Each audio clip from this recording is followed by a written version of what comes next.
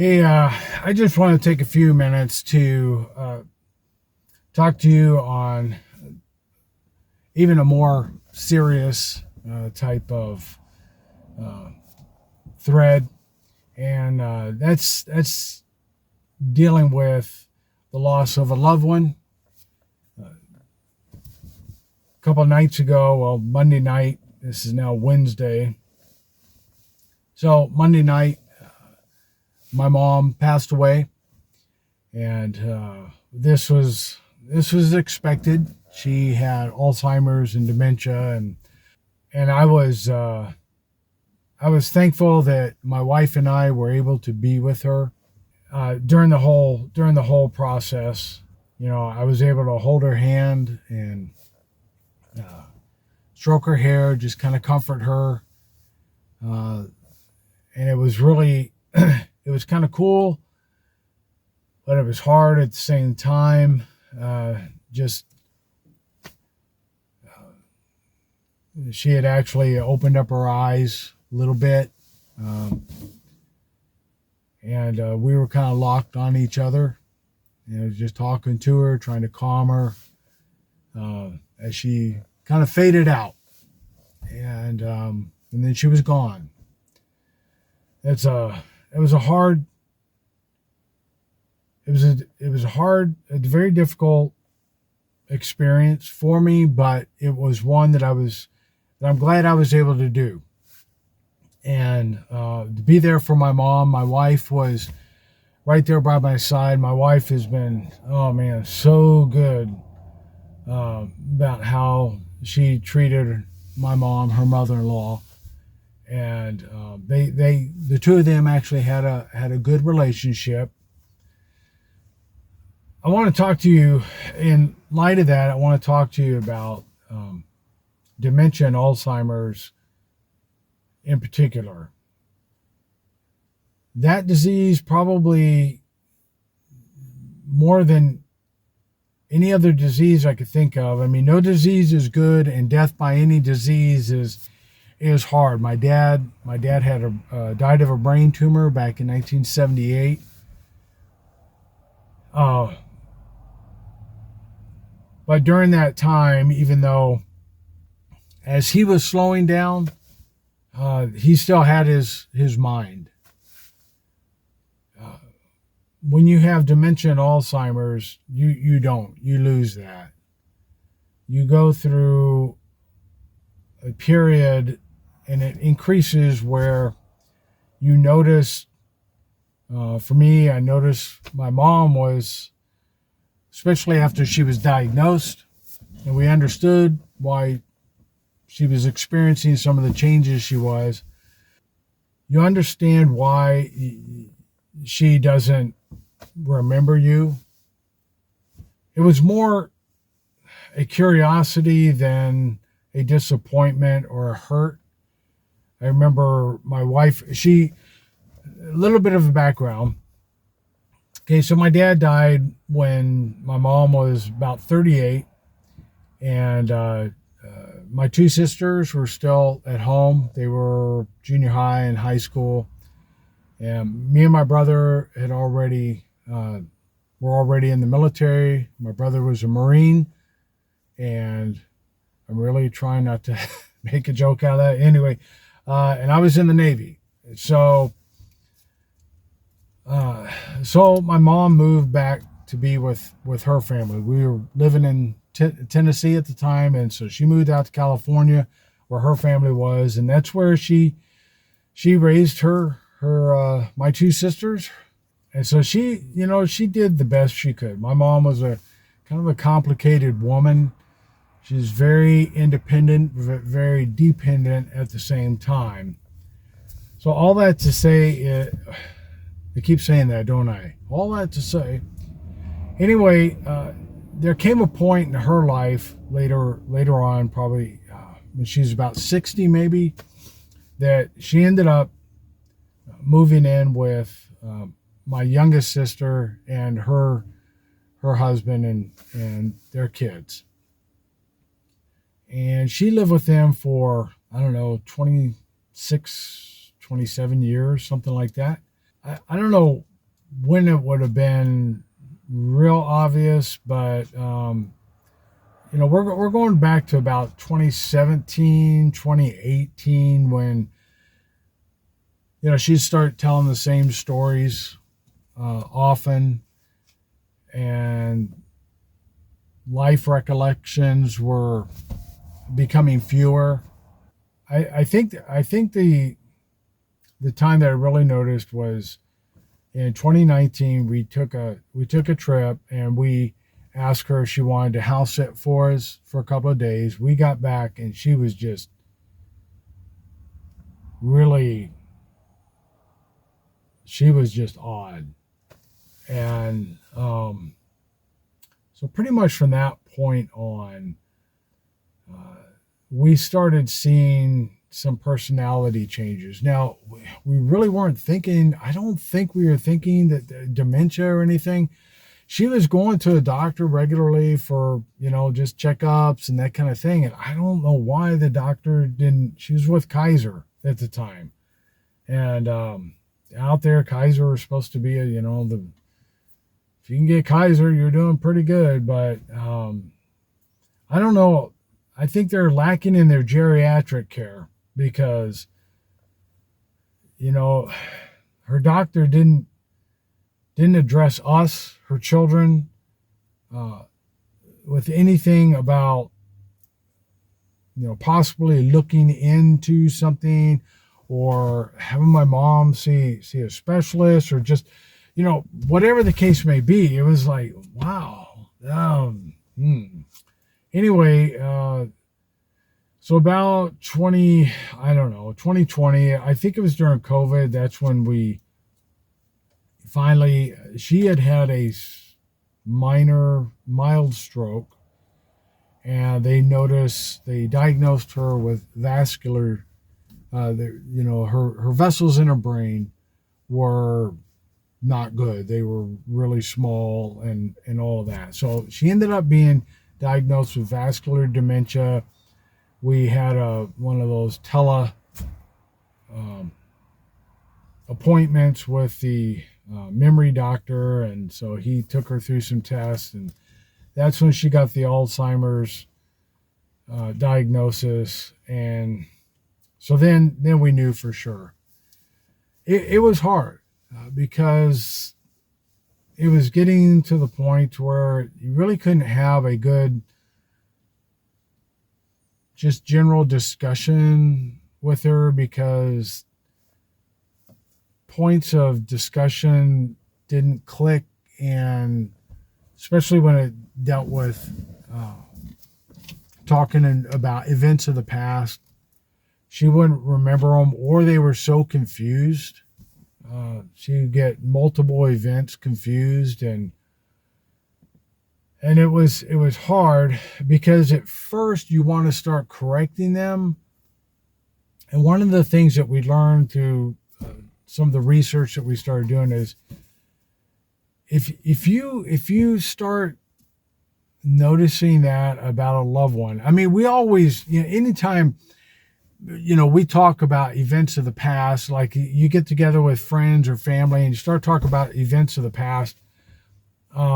It's not unusual for somebody to say, well, wait a minute, that's not how that happened. Remember this part of that and so forth. So we can, the farther we are from an event time-wise, the more apt we are to forget some details. But when you start seeing details crisscross, there comes a point where you start saying, okay, this individual, they're getting it mixed up and they're not going to see it properly. And that took us a while, because I remember a couple of situations that Mom would recount. And I'd sit there and I'd say, Mom, no, that it can't be because blah, blah, blah. No, I know it because I saw this. No. And our tendency is to want to get the facts right, and actually we think we're helping the individual, but what's end up happening is we're confusing them more. When they think that they don't have the facts straight in their mind, that's the way it is. But then when you and one of a brother or sister or a friend or somebody are sitting there telling her, no, that's not the way it is. That gets them scared. Then they start getting scared. What do you mean? This is the way I remember it. Why are you saying this other way? And so I just got to the point that when she started telling stories, I just let her tell her story. And I did the and and then you go along with it. Once you understand what's going on, you finally figure it doesn't matter. It doesn't matter if she's got the facts wrong. That's the way she understands it, and so that's the way it's going to be. And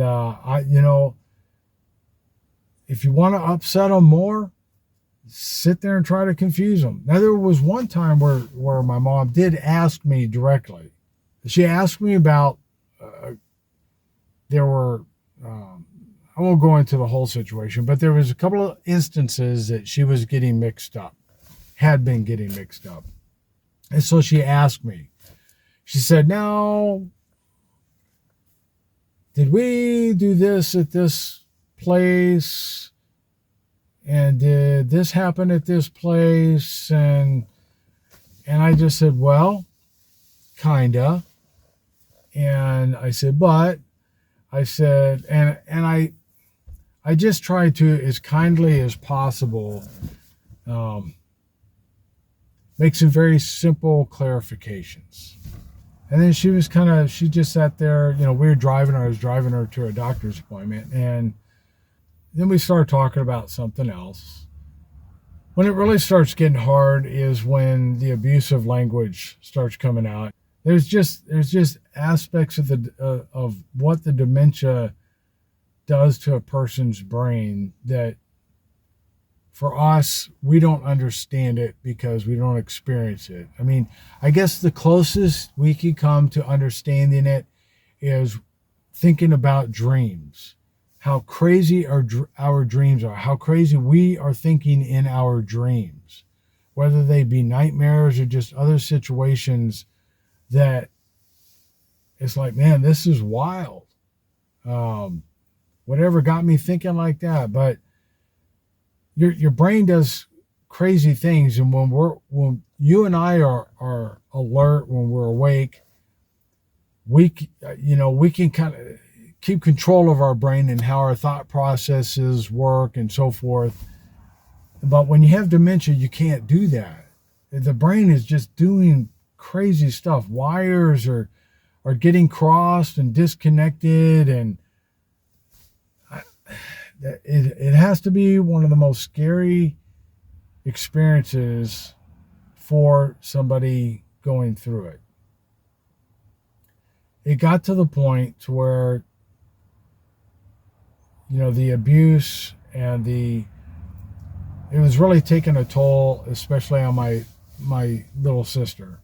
My younger sister would be going through talking about what's going on, and you could just tell that it was mentally taking a toll on her. And so my wife and I discussed it, and so we decided, because she wasn't getting, my little sister wasn't getting help from anybody where she was. And this was in an urban setting where you would think there would be all kinds of resources, but nobody was giving her help. She was reaching out. Nobody was putting her in contact with anybody. And this small town that we live in, I mean, they got a center on aging here, and you contact them, they're putting you in contact with different people that are experienced with working with people with dementia patients, and just helping you to navigate. They have classes, and they have there's all kinds of resources in this little town, and that my sister wasn't able to find in a place where there's hundreds of thousands and millions of whatever, that whole Bay Area.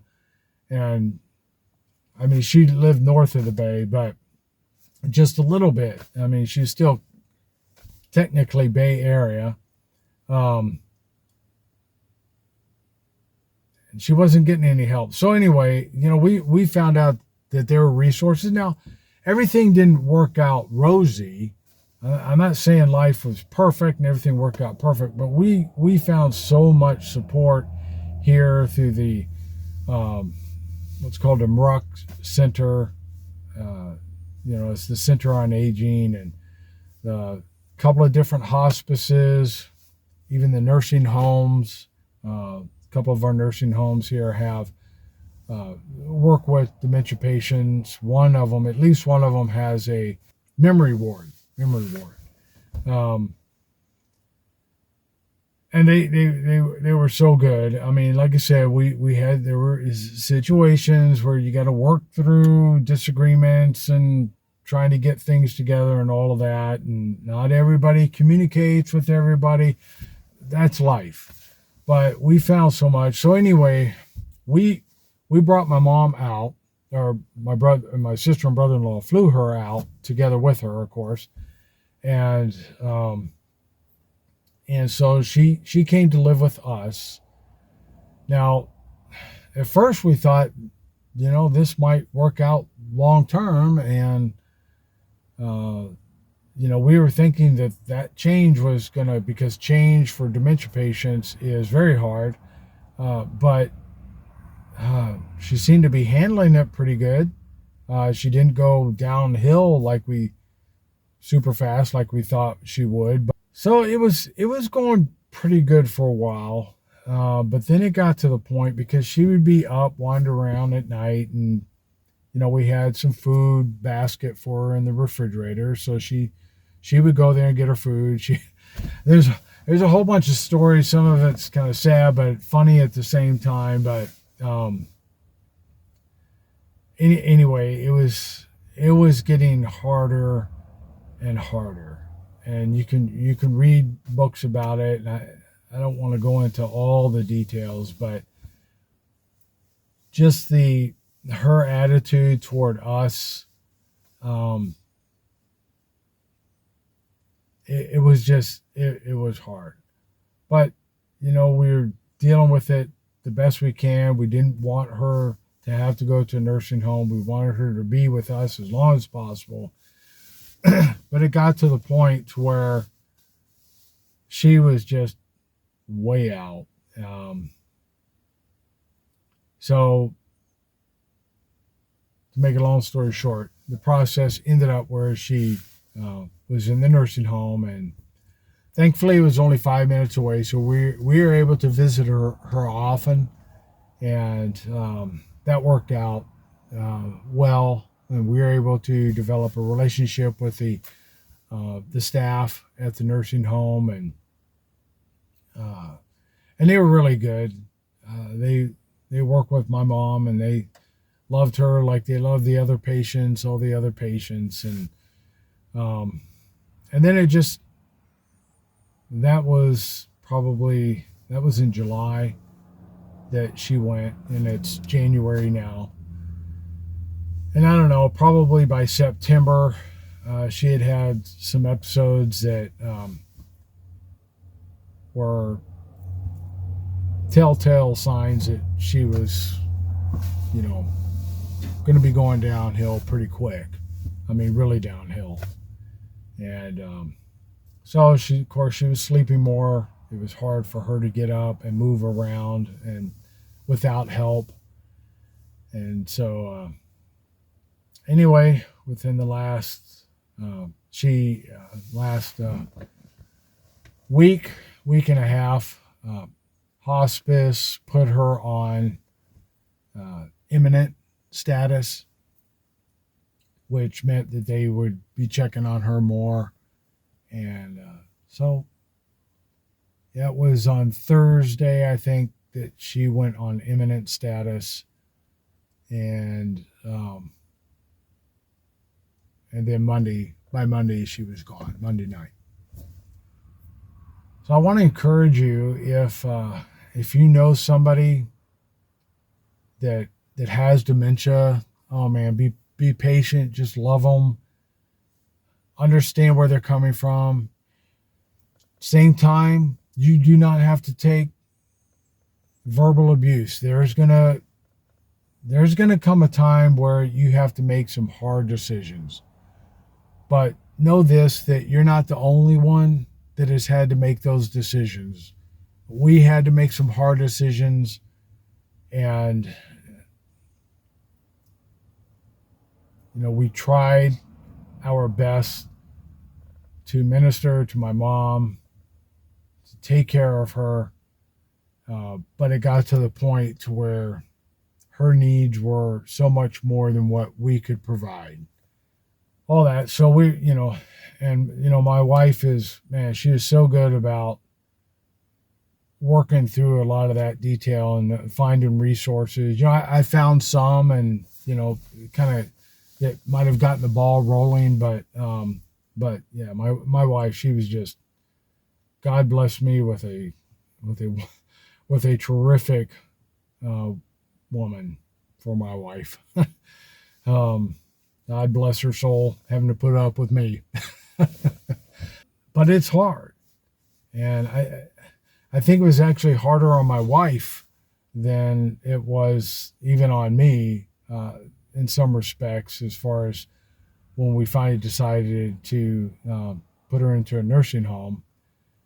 And but it just got to that point, the need for constant care that we couldn't give. We couldn't quit our jobs to be able to give that to her. I mean, anyway, I'm just kind of babbling right now, but yeah, just love those that are there. Seek help. Make people help you. At the doctor, I know there's all this HIPAA stuff and there's good reasons for it, but there comes a point where children, whether the parent has given the right for them to know, because that's another thing is, sometimes it is so late, you notice it so late in the game that they have this issue, dementia, that when you ask them to give you certain rights, they don't want to do it because they're afraid that you're going to take all their money and everything else. And so unless you have power of attorney and all that, then forget it. We had to end up getting guardianship. We couldn't even go power of attorney because that was way past that. And so we had to go the guardianship route, which means, legal fees and all that. And thankfully, Mom had enough that we were able to pay for that out of her funds. But, man, the whole process, though, is just, so that's another point is, even now in your life, I mean, it's something my wife and I, are going to be taking care of soon. And we got to get up my in-laws to do the same thing. And that is to give your kids or somebody, whoever you're going to trust, give them power of attorney now, even though you don't need it. They don't need to exercise it, but there's going to come a time where they will.